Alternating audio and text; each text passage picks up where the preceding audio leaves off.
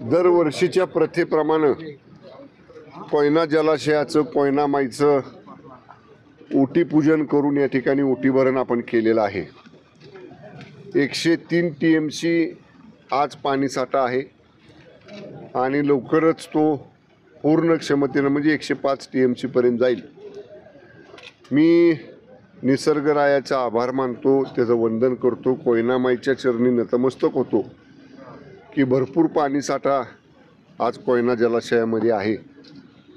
2-3 राज्यांची तहान भागवणारा हा प्रकल्प आहे। महाराष्ट्राची भाग्यलक्ष्मी म्हणून आपण कोयना माईकडे पाहतो।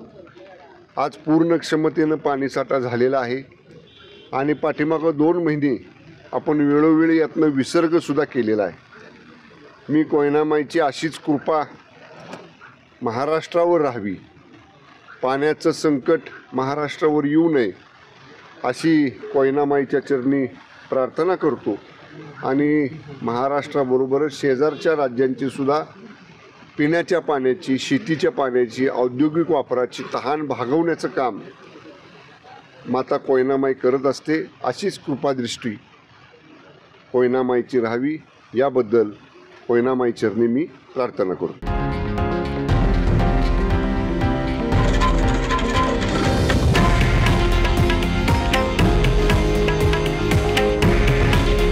हे आहे देशातील नंबर 1 न्यूज नेटवर्क आणि आपण पाहत आहात TV9 मराठी।